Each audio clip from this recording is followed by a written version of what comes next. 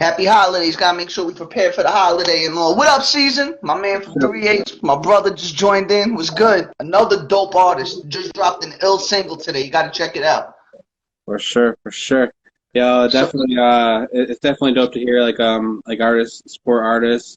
Be like yo, I know a lot of people get into the whole thing of like promoting themselves and like it's like, but me it's like sharing the audience.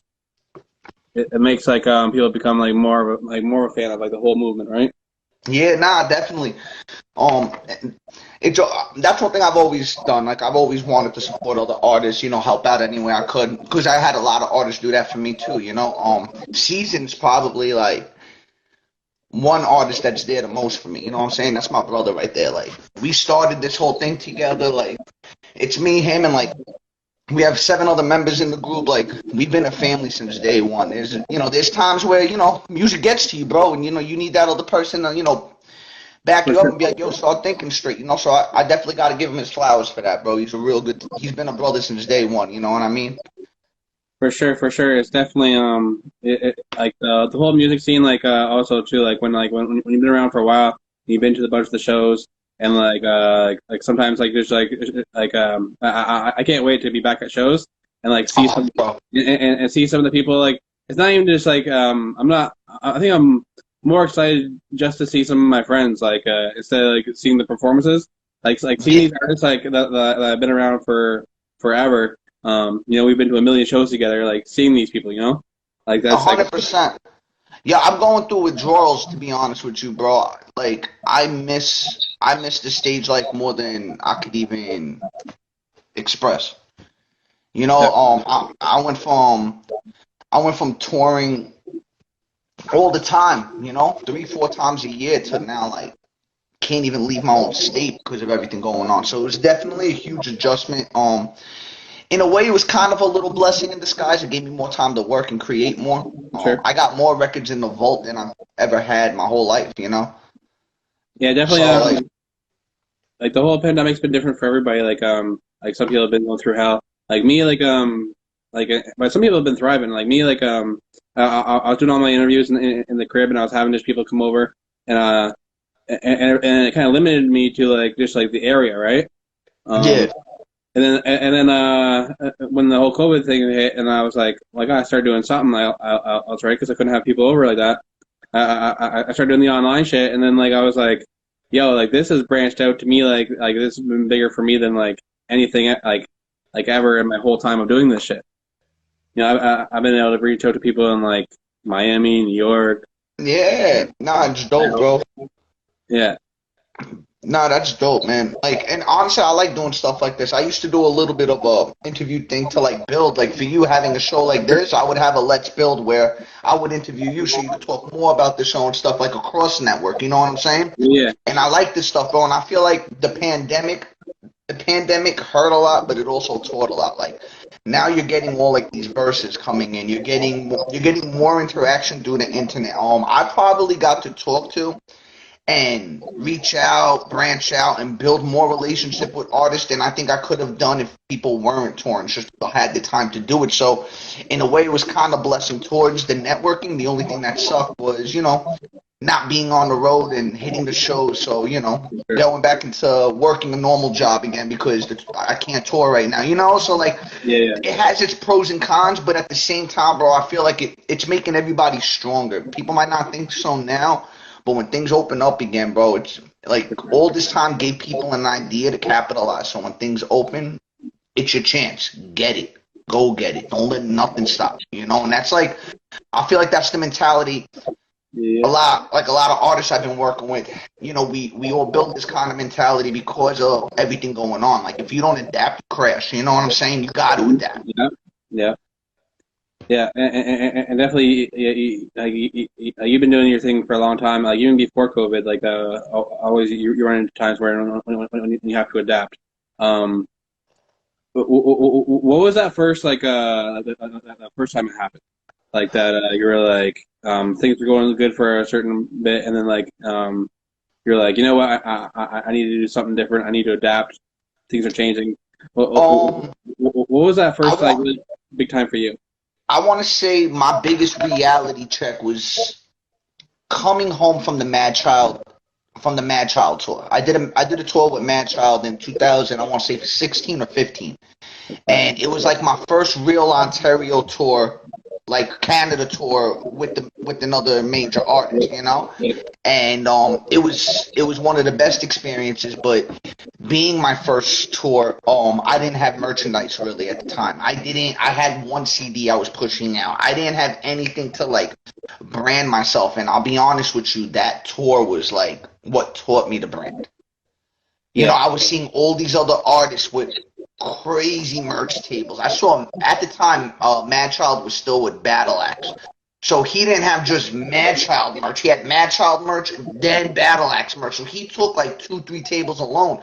But not obviously he's the headliner, so a lot of people are gonna buy a lot of the merch and stuff from that show. But Yeah. the thing was, if you think about it, there were so many options that it made people go there because they were like, oh, I don't like this shirt, but this is fire, you know, and then vice Yeah. versa. So like for me, I didn't give that much of an option. It was, yo, here's a CD, you know, here's a handshake, and let's take a picture and say thank you. Because I was naive. I didn't know better, you know. And I got to say, that was like, that's when I learned how marketing really hit. And I got to thank my man, John D. He does a lot of reviews. He's a great artist. He does reviews, the Not Your Man's reviews. They're really dope for any artist that want to get their music reviewed. And yo, like he kind of like I remember going to visit him after the tour, and he sat me down. We were at his crib chilling and stuff, doing music, talking and stuff. And he was like, "Yo," he gave me that reality slap, and yo, I got to give him that. Like he always does that for me, you know. And that's a good thing. You need That's people key. like that in your corner, you know. Sure. No yes man's allowed in the corner, you know. Yeah. And he was like, "Yo, show wise, y'all rocked it." He's like, business and marketing wise, y'all flopped. And I was just like, yeah, oh, you know, but it was true, you know, Yeah. and I think that was like my turning point. After that, we started rounding up merch. We started making sure the brand was the brand. I got myself a Status logo after, and then like I'll say that was like the turning point because then a few months later, we went on tour with Chris Rivers, Big Pun's son, Sean Strange, and the Snow Goons and Whispers from D Block. That's And fire. oh, it was sick, bro. We met Yeah. up with Aspects in Ottawa. That's when I met Aspects for the first time in Ottawa and stuff. And I met a couple of other dope artists that tour. And we went out, and I had some of the tour ready and stuff. But then I learned, being prepared for the tour. I got into it with a driver, ended up getting stranded, ended up having to hop in a car with someone else just so we can get back to Ottawa. Bro, I got stranded all the way out by Calgary. It's my first time ever that Yeah. far in Canada. I'm like, where the fuck am I, you know? But you learn to adapt. So then the next tour we did, we made sure our transportation was set, our marketing was set. You know, Yeah. it's like building the blocks. You definitely it's like a living and learning, you know, like Oh yeah. the experiences can be like the best lessons, you know, like experiencing like some of the stuff yourself, I actually look at some people that like there's like don't do much, but then they're kind of like they saved a lot of money and they're about, you know, they're like they bought their house and they don't really do much, but then like I'm like I'm like, yeah, I might have spent some crazy money and done some other crazy shit, but like, man, I've lived and learned so much fucking from that, like. I always say like I never say anything wrong with like education. I think education is one of the most important things in the world. But I feel like one of the biggest like learning things that I learned through music is traveling, bro. You don't learn until you learn cultures. You know, you don't learn until you leave where you're used to and you see other perspectives from your home, bro. I'm telling it changes your outlook and everything. For sure. You Even know? me, I haven't been like I've been to the States like a couple times, but even just kind of like getting out of my city, I remember I used to like I'm here in Brantford, and and I used to hear like people say like oh, Brantford's this, Brantford's that, and talk to them. And I was like I'm like oh, whatever, like, and I started going to other cities, and I was like I'm like, oh shit, like every city almost has its own vibe. I feel like I'm from Brantford, like Hamilton is kind of like a bigger Brantford, but like Toronto is a whole different vibe from Hamilton and Brantford. London is a whole different vibe from like just the Oh people, yeah. just the people of how people interact with people, like even the artists, like the style, like you know how like from like New York to like LA. like the style of like all these different areas have their different style, and it's kind of like and it's not just the style, it's the type of people too. Like it's like so like you should live and learn from like going to so many different places, and like you're like, oh shit, like shit's this is this way over here. You know, it's almost like alternate universes. You know. Well, even as like an artist, depending where we're touring, like even when I'm in Canada, oh my, yo, what up, Marissa? What's up, Sam? I appreciate y'all tuning in. It's my homegirls, Yeah. they're the best, you know. Yeah. Long Island, what up? But yeah, nah, like I feel like even touring, bro. When like I'm in Canada and like we're touring certain spots, like you know, I've been in Hamilton, I've been to London and stuff, and the set list that I even do for like Southern Ontario, sometimes I might switch up a little different for Northern Ontario, you know, and that's not even considering them when I hit the Saskatchewan and Alberta area, you know, like I agree with you, and you can see like the different culture change. Like sometimes one concept might be more relatable and more of an upbeat for a certain city, but not. But if you go to another part, they might not relate to what you're talking about. So you got to change that song with something else. So yeah, man, cultures is really a lot. Even within just New York itself, bro, has so many different like cultures depending on where parts you live in and stuff like that. That it's the same thing. You know, I mean, don't get me wrong, we're a huge melting pot. You know, and for sure. At the same time, if you go like upstate New York, the culture upstate New York is so different from the five boroughs. The five boroughs is different from when you get into Long Island, you got Nassau County. Then when you get into Suffolk, the vibe from Suffolk is different from Nassau, but we're still Long Island, you know? So I get it. Yeah. Yeah, it's definitely it's definitely like it's just cool. Like it's like being like and also like let's say you're somewhere for the weekend and you come back to your city and you're like you might pick up a slang and like you know what I'm like I'm one for like slang and kind of like pushing like cool slang. So like sometimes when I go to a different city and I hear something, I'm like, yo, that was kind of dope. Like I'm like I'll bring it back and start saying it around here, you know. Well, I learned the slang of yours. Yo, you want to talk about slangs? You'll laugh. I learned the slang of yours in Toronto, right? Yeah. And I found out one of your biggest insults, and I did not know. And you're gonna laugh because in the States it's really not that much of an insult. And there was this dude, we're outside of a venue in Toronto. I think it was the Chris Rivers tour, right? Yeah. And I never knew what goof meant in Canada. Oh yeah. You know what I'm saying? But the thing is, in the States, like, yo, this guy's the class clown, he's a goofball. You know, like that to us it's like, all right, yeah, I'm a goofball, I'm funny, thank you, you know? I didn't realize what it meant in Toronto, and this was hilarious. And it was like my third time ever in Canada. It was like my first time in Toronto, you know? And they knew I wasn't from there, so they were cool about it. And dude had me dying. I don't remember what he was saying, but I was cracking up.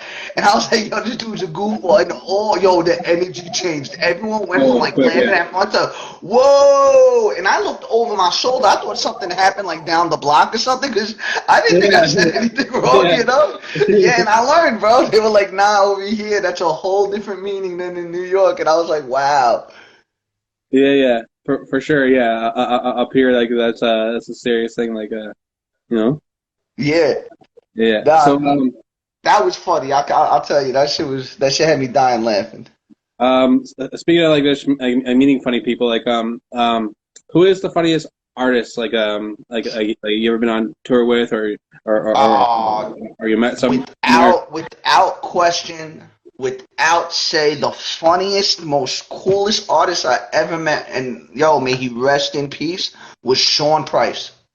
Sean Price, Sean's attitude, his energy, like, yo, the minute he walks into a building, like, the energy changed, bro. And I guess, I don't know if it was just that New York feel, but, like, even other artists that I knew who were closer with Sean, I only got to hang out and meet him a few times. You know what I'm saying? But it was to the point we knew who we were. It wasn't like we were friends with each other's numbers. I don't want to get like the wrong perspective, but we did enough shows together where we knew each other, and when we were at the venues, we hung out. You know? Yo, he was funny as hell. I remember this one time he came out to Long Island with RA, and we're in the green room at this venue in Patchogue, and yo, homie sitting down literally playing Grand Theft Auto with us. Like, we're just standing there playing PlayStation, right? And I remember my boy was playing, and he didn't care. He wasn't doing missions. He was just shooting anybody in the streets or whatever. And yo, the shit Sean was like joking on my boy, like, yo, you white boys are crazy. Look what you did. Like, I can't let my daughter play this. Yo, I was crying. But the thing is, he wasn't like belittling us or nothing. It was just, yo, Sean had the best personality. Any artist that got to meet Sean Price will tell you the same thing, you know? And I gotta say, man, I met a bunch of great artists. Every one of them, all love and respect. You know, I got artists that like they helped me so much. I can't do nothing but tip my hat to them. You know, but like if you're saying like funny and outgoing, Sean Price he was the man. Yeah, definitely. Meeting a lot of artists. Also being a fan of them first, and when they're super cool, it's like you become more of a fan. You know, yeah. Oh man, when Sean passed away, that hurt, you know, because like you got like I met his wife, man. Like I met his brother, like you know, like when they used to come to the shows, they would see me. Hey, what's up? They knew I was that artist from Long Island, you know. Yeah. If I saw them in the city, how was your travel from Long? They knew. Oh, Status is from LA, you know. Like it was that. They were cool. They never thought they even Bernadette, Mrs. Price, you know, like. She's even like when she sees you, it's not. She's so humble. It's nothing but love, you know. And she still does things with the industry, you know. And I salute her. That's why, like, that was a rough loss because he was more than just an artist, especially for people who knew him or got to meet him. That man's energy was amazing. Yeah, man, for sure. Definitely. Rest in peace, Sean Price, man. Like, hell yeah. Super dope legend. Yeah, man, and you almost get that vibe from his music, just like that. Like you're like, man, like this guy would be funny. Oh yeah, he it was classic. He just says he was him. I don't know how else to put it. He was the man. For sure. Definitely. I was watching a little bit of the live stuff with Maloney, and you guys were talking about being a hip hop head, Maloney's probably one of the biggest hip hop heads I know as well. And Maloney is the man. Shout out to Maloney. That's my Canadian brother right there. You know, I got a few artists in Canada that like when I'm out there, bro, their doors are open and they show mad love and they're always there for me. You know, I gotta say, Maloney and Breaking Records, they're one of them, man. Nothing but respect. He's also been like one of my first networks since I came out there. Yeah. You know, so and that dude's grind is crazy. For sure. You know? Talking about the hip hop head shit. Like I seen you post about Redman the other day, and tonight they're doing the verses. Yeah. Who do you got? Who do you got? Right. Redman, man. Now you're talking about my favorite duo of all time. Yeah. Like, they're like when I seen them perform out here, and I got to meet them both after the show. Like that was just like. I don't know. That was a bucket list. Like, you know what I mean? And the thing is, like, I work with a lot of Reds peoples. Like, me and Redman have a lot of, like, mutual friends and stuff. Charlie Murata gave me a dope cosign, and he looks out for me, records me and everything. And, like, Charlie was EP&D's main producer at the time. So when Eric brought Redman out to do the What album and all that, Charlie was on that album. He did production and stuff, you know? So, like, you know, it's the same thing, but yo, he's my favorite art. Like, Red is the man. Like, you know what I mean? Yeah. But as a record, I think personally, like flow, diversity and stuff, Method Man is insane because he's one of my favorites. Like, Method Man is no joke when it comes to that. But Red also lyrically and still has a dope flow because Red always has his fire punches and styles. Like, I don't know, the verses it really depends on what records they choose to like play, you know, because some of their best records is them together. Yeah.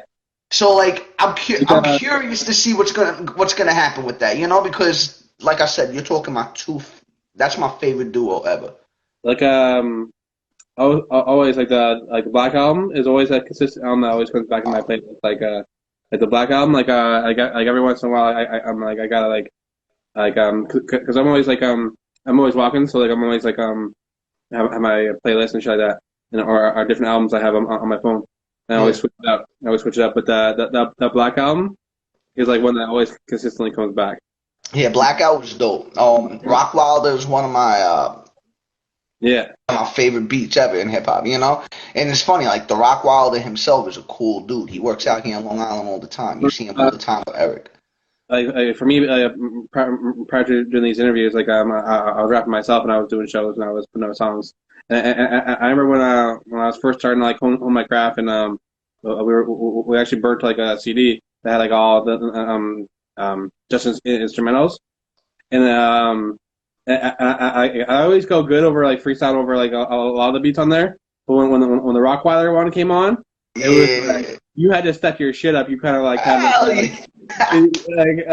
just the pace of it, and kind of like this isn't no normal freestyle shit. Like you gotta fucking go in on this. Like hell yeah. The Rock Wilder holds a big part for me too, bro. Before I even started rapping back in high school and stuff, we used to break dance. You know? And like the first time I ever decided to like break dance in front of like the whole school and like a huge crowd was to the Rockwilder beat. So that beat alone, that record alone holds a special spot to me over there, you know? Yeah. You know, that was wild. That was like the whole like when that movie You Got Served came out and everybody was now break dancers because You Got Served and stuff, and that song, that's a throwback, dude. That's high school days, you know? Yeah. For us, I purposely put it like later on in the CD because it was like the other stuff was like the warm up, you know, it was like 90 beats per second or whatever, and just kind of like stuff you could just freestyle over pretty good.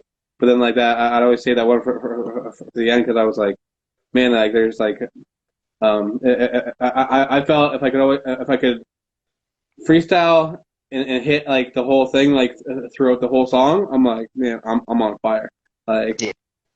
Yeah, because that one's definitely not easy, and has there been like starting out we all freestyle over certain beats.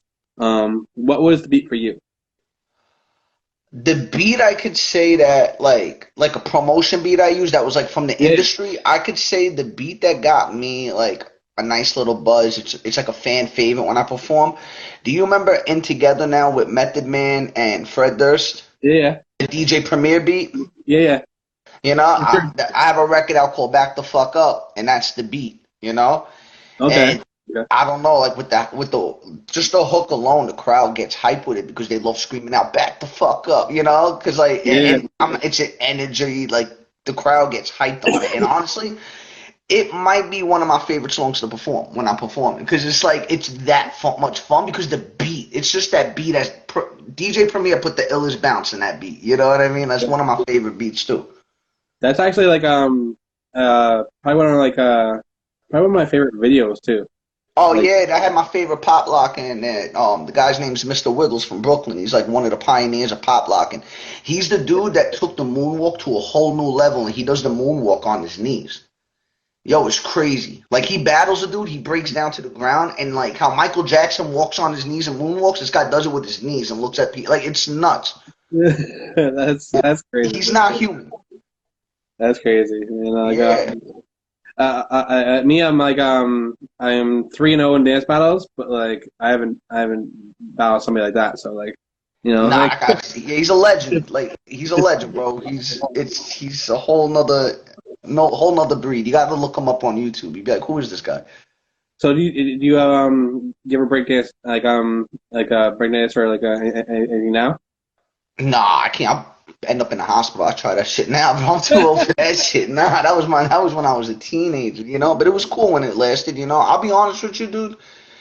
I've loved hip hop. I've done almost every element, you know. But I gotta say, like, I've even dabbled into production, you know. Like I've made beats in the past and stuff. But it's just something about the whole writing, creative process. Like the whole songwriting itself is really what, like, my addiction to the culture is. Like I love writing. It's bad. You know, I think that's why I'm also dropping a song every week for the whole year. Like, that's 53 singles this year I'm dropping. You know, like, but to me, I don't care. I've been doing music almost a decade now, and I've never had this much fun. For sure. You know, I've experimented the most now. Like I've done a lot, and it's only been, you know, it's just we're not even halfway through the year already. Right, right. Like me, like I feel the same way. Like I was saying, like this has been my biggest year doing these interviews. You Yeah. know, and it's really took my brand like to a whole other thing, and I'm having fun. I'm like, cause like how we were saying like earlier about like learning shit, I'm big on education as well, but like I don't feel like it has to be in the classroom all the time, or it doesn't have to be the traditional like education like me like I'm learning stuff from this interview. Yeah. You Nah, I know, hear you, bro. It's the truth, man. Everything's a learning process. Just get out there and network. Like what you're doing, reaching out to artists and stuff, and like getting them in here, bro. The interviews are dope because you get to see like different journeys and different perspectives. But like yeah, you said, you could pick out stuff that, oh, I never thought of that. That's pretty cool. Or, oh, you know what? I'm gonna try that. I never thought of something. And I do the same thing. Even like if someone asks me a question, I've been in interviews where like, well, have you ever thought of trying this? And I'm like, nah, but I'm going to now. I appreciate that. Like good looking now. Like that's the whole point. I feel like that's what networking is. If people don't network, you can't grow because like networking isn't just the fact of like who could help someone with what or who could do. It's the fact is you're all building together. Something you might be able to do. I don't know how I can't, but you know what? I could bring something else to the table to help you out. And that's the whole point of networking. People, I feel like when you get into any kind of business, a lot of people stir away of the networking, and a lot of them who don't want to put work in fall into that mooching category that all they want to do is just benefit. So like the grind, like when you get two people that know how to grind on their crafts and everything, and you put them in the same room, it's just going to get bigger because their mentality already is work, work, work, work, work. Not so, if people like the ideas, but liking an idea and going for it are two different things. for sure, for sure. And definitely, building a team is like important. Like and knowing your skills. Like me, Yeah, I've been trying to find the right people to work with and stuff like that. But me, I'm doing like this whole thing on my own. But like, if I had somebody like, if I could say like, bring in somebody to help me with this one thing, it'd probably be like all the technical stuff and kind of like, yeah, it's almost like how like artists will sign to a label and like yeah. the label do like a bunch of like the other stuff for them, right? And then Hmm. but the independent person has to do like everything themselves. Like like like sometimes like I find like it's hard to kind of like perfect like a certain part of like what you're doing if you're doing everything right. I, yo, honestly, especially like when it comes to technology, bro, and if it's like learning different softwares or like what kind of edits to use or like what would help expand different yo, I'm telling you, the best teacher right now, bro, is YouTube. Yeah, yeah. Oh, YouTube has everything, for you me know? like I'm doing it. I'm doing it, but like it's like um I could see like if I had somebody to help me with the technical, there's so much other things I can do with the time that I would save. Oh Like yeah, I got you. I got you, man. What I like to do, I'll get also like the time management. Give yourself 20 minutes a day to learn something. You know what I'm saying? That's why I for like sure. before I go to sleep at night, I'll go on YouTube and I'll learn one new marketing way before I pass out. You know what I'm saying? Like this way, it's That's, your that's downtime. You're fine. chilling anyway. Yeah, that's definitely a dope thing to do. Like yeah, just like before you go to bed, learn something new. Yeah, nah, that's like a goal. I try to learn. I'm trying to learn at least like one or two things. Like not a lot because you don't learn something overnight, but like at least take the notes and start building, thinking of ways to start going in that direction or whatever you're looking for. For sure, for sure. Yeah, like I'm always trying to learn like but like yeah, I don't do that. That's actually something I'll take away from this. Like Yeah. might not be at night. It might be first thing in the morning. First thing in the morning, wake up before I do anything. Like watch something, kind of learn from it. Yeah, bro. Anytime, whatever fits your schedule. But it's definitely dope, definitely. And I learned that from I watch a lot of Gary V. And Gary, Gary V expresses that a lot. Like, give yourself that time to learn something new, and he always expresses it. And I like the way Gary V thinks. I think for Gary sure. V gives when he gives his speeches, he knows how to open up people's minds. Exactly, exactly. Um, and like artists can do that too. Like I want like uh how is that like how is that feeling of like back to the show is like it's the same thing how I was saying like Gary Vee can kind of like really kind of like open you up. How is that feeling when like you tell like let's say like you're going into a place and like maybe the crowd doesn't really know you that well and like you go in and seeing the crowd switch and be like yo like they really fuck with you. Oh, How that's is that moment? that's a high no drug on earth can ever give you. Yeah, No other way to explain it. yeah. I actually remember like and I'm pretty sure you have examples of this too. But like I remember I was at a show when I was performing, and I had just had like my one new song that like I felt like was really like one of my biggest songs. So I had it on the end of my playlist, right? And I'm performing, and it's a big show. It's probably like three four hundred people like around there and there, and I'm performing, and it's like crickets. And I'm like, oh man, like, what the fuck? I'm like, I've gone through like three songs. People are turned around. They're not even paying attention to me. And I'm like, man, so I told the DJ, I'm like, yo, my song that I have last, play it now. So then he did that. I played that song. I had the cordless mic and I just walked around the crowd. By the time I was done that song, the crowd was fucking with me, and they fucked with me for the last couple songs I had. And I was like, I was so glad that like I was like I realized I had to switch it up. Um, But have you ever been that? Like, have you ever uh, had those moments where it's like you're flopping and you're like, oh if man, any artist I told got you figured out. if any artist told you they've never experienced that, I'm telling you right now, I don't care. Any artist listening, I'm saying it. Any artist tell you they never experienced that, either don't do shows or they're liars. Yeah, yeah, It happens to it happens to the greatest of all greats get for booed sure, and shit. Like my for most nightmare show was funny. It's funny because you know the season that jumped on earlier. Me and him yeah, were doing the show together. It was my most nightmare show, and it was the first time I experienced the crowd not fucking with me. The crowd, but the thing was, the crowd just wanted the headliner, and the headliner was Lloyd Banks, oh, okay, right? And we were in Manhattan, and honestly, I don't know what it is, but that crowd was just bad. Like it was rough. There was fights everywhere. Like it was just not. I don't know what it was. It was just not a good crowd that night. And yeah, we've been at this venue numerous times, and it was all fire. Like we did Mobb Deep's 25th anniversary there. We were with Joe Budden. You know, like what? yeah, dude. Like I got to meet Joe. I got to meet both Mobb Deep. Like I've done so many shows with Prodigy and Havoc. May he rest in peace. Like Yeah, right. both of them saw me at Irving Plaza for like a different show. They were like special guests walking in, and we were at All Access because one of my Yeah, buddies had like a plug. And Prodigy and Havoc stopped just to say what up because we've done so many shows together and shit. Like, yeah, man, cool, you know. yeah, But yeah, that Lloyd Banks show, bro, was a nightmare, bro. yeah, Yeah, yeah. and that was early in my Between the start. headline, Yeah, nah, bro, it was bad. It was.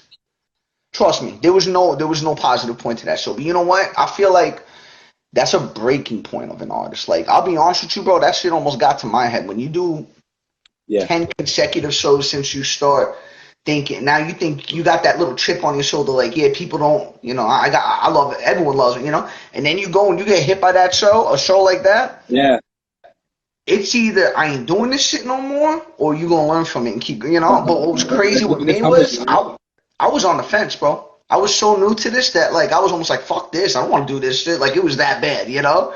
Yeah, And not season was like, nah, bro, it's just one of them. Don't worry. And I was doing like, nah, fuck this. This shit's stupid, you know. And a day later, we get hit up by the promoter, and it's like, yo, Ja Rule's doing a welcome home party in Times Square. We got two. We need two acts, and we went through the list, and we put. There was another group called I think 85th Street. They were called. They were from Queens, New York. yeah, And then they hit us. So we were like the two that this whole agency had so many artists at, but they called us two to come. And we yeah, were like, Ja Rule? Yeah, we'll go, you know? And it was crazy, dude. Third day later, I remember that. Lloyd Banks show was a Sunday. And that Wednesday was Ja Rule, Times Square, private party, sold out. And We went from getting booed at this Lloyd Banks show to like people were throwing us joints and blunts on stage while we were performing at this job role. So like it was such a different. I was like, yo, I love life today. You know, I met Peter Guns came up to me like, yo, Stevie J. Like we met so many people. Look, that was the year I think Ja Rule was on Love and Hip Hop. So like half the cast was there that night, and we're all backstage, and I'm like, holy shit, this is dope. And that was like I don't know. I want to say that was like the bad that like energy I needed in my battery pack to keep going because that Lloyd Banks was a real uppercut, bro.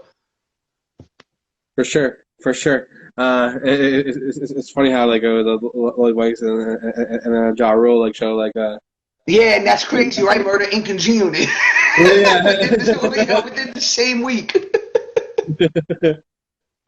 Nah, but it was dope. I can't lie, bro. It was a good time and definitely learning experience. But I feel like sometimes when you don't have the crowd, when you don't have the crowd's attention, and it's like one of those shows, you're always gonna get those shows. You know what I'm saying? Um, Sometimes depending on the body language of shows, it depends on the vibe. Sometimes even with the music, they want to just vibe to it. You know, it really depends on the day, the energy. But I feel like every show's a learning process. You know. yeah, for sure, for sure. Think what you do next time to get attention. Intro of the stage. You jump on stage, right? Instead of going straight into the song for the song to get their attention, start doing something where you get the crowd involved. Oh, for sure, for Stupid sure. shit. When I say hip, y'all say hop. Now people are getting in tune, and as while they're getting in tune, you drop the song and you got them. Now you catch them with that song. You know? So maybe you should, instead of that last one, use it as the first one. You know, like stuff like that. Oh, for sure, for sure. Definitely. My mom actually pointed this out to me, like, 'cause yeah, like the whole time performing, she only came out to one show, and like it was a show that I put together. I was rapping on it. I was hosting it. I set the whole thing up, right? Like I booked everybody, and and she came out, and the first thing she said to me, like after the whole night, she was like, "You were the only one that actually talked to the crowd. Like every other artist didn't talk between their songs. They're just like, okay, next song, and then they start like she was like, you're the only one that actually kind of like." And she's like, and like to me, like every time after that, I always made sure I even like I have a song called I'm broke. So like the DJs I have the DJs stop my shit and be like, yo, I'm actually broke, so if anybody wants to buy me a beer after this shit, I hope they got you a beer, bro. You would have been yo, jumped at. I get off stage every time there would be a beer for me. Yeah, you getting drunk that night. Yeah, every time I got off stage, there'd be a beer for me because like I talked to the crowd. I was like, yo, like you know. Yo, that's funny, man. I'm gonna put that in my notes. I'm gonna tell people, yo, I like Jack and Coke, some high maintenance. Yeah. Nah, that's what's up, man. Nah, crowd engagement's definitely what it is, you know, like. Definitely. So what is one thing besides music, besides like the scene, like Long Island, like what sets Long Island apart? Like what is the main foods like people are fucking with? Like what's the vibe out there compared to? Like, New York? Yeah. Man, if you ever come to New York and you don't have and you're not lactose and you don't try New York pizza, you ain't living life. New York pizza all day, bro. We got pizzas and bagels, you know. Yeah, Nah, I mean, it's the home of hip hop, you know. It's for me growing up, it's gonna be different from some other people. Like hip hop was a big part of my life, you know, and that started here. Like growing up, you would see artists we idolized like before they blew up. I remember seeing them walking around Queens. That's crazy, yeah. That's You know, crazy. like I remember being a kid seeing Nas walking around Steinway just as Illmatic was touching the street. Like, you know, like I remember being a kid walking down. I remember being a kid walking down Steinway and 50 was driving in his Benz, like picking things up before he blew up, like right even before Columbia when people were just knowing him. Like that happens a lot in New York. Like, dude, Mobb Deep. I used to see Mobb Deep all the time as a kid and never even knew. Wow. You know? That's crazy. And like I've heard other people say from like New York, very fast paced. Like The fastest so far, besides LA. LA's pretty fast paced too. You okay, know, okay. but like between LA and New York are like the east and west coast of like the major cities that are like Yeah, fast paced. You know, but we got big cities everywhere. You know, but for sure. yeah, nah, New York is a whole different, I guess, different culture than itself. I know a lot of people that never been here that do come here the first time. It's either overwhelming at first or they love it. Yeah, You know, because it's you go into Manhattan, you come out of Penn Station, and the first thing you see is a building that's almost like 80 stories up in the air. Like to see the top, you got to arc your back. You know what I mean? Like huge buildings. Like Toronto got big buildings, but then they're not as big as like right. Manhattan buildings. Like Manhattan Yeah, buildings are crazy. When you stand next to the new Freedom Tower where the World Trade used to be, yeah, like you're looking at over 210 stories if I'm not mistaken.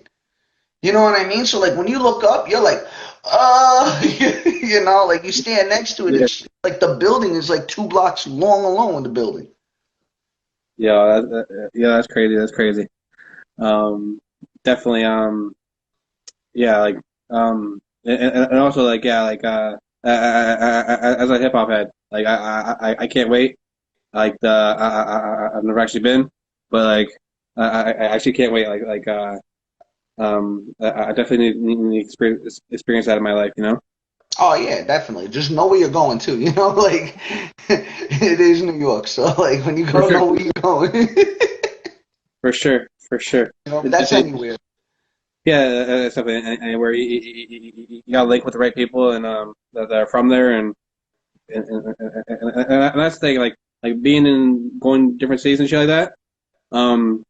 Being the people that are from there, like I won't like if I want to go somewhere to eat, I'd be like I'll ask the people from there. I'm like, yo, Yeah, like where is the spot? You yeah. know? It's like when you go to Canada, you got to get poutine. You know, when you go to New York, you got to get pizza. Like it's just how it goes. For sure. So, is there last thing to say before? Um, I appreciate you getting me on, bro. Talking and stuff is good, chopping it up. You know what I'm saying? I appreciate you reaching out. You know, that was definitely dope, bro. And you know, anytime, anything you ever need, just you got to hit me up. You know? for sure, and for sure. Anytime you want to come back on, you have new stuff out. You want to promote it, just holler, and Yeah. we'll do this again. All right. Every Friday, new record is every Friday. At all platforms, type in Status631, and you'll get a new record every Friday for the whole year, all 2021. On that grind, fucking get it, bro. All right, I even got All a right. couple. I even got a couple of projects too that I might be dropping. So you know, you guys might get a couple of EPs too this year. We don't know yet. We're gonna see when we want to release. Talk to him. Talk to him. All right. All right, no doubt, All my man. I right. appreciate you. Y'all have a good one. Happy holidays. Smoke up, motherfuckers. Yeah. All right. Later.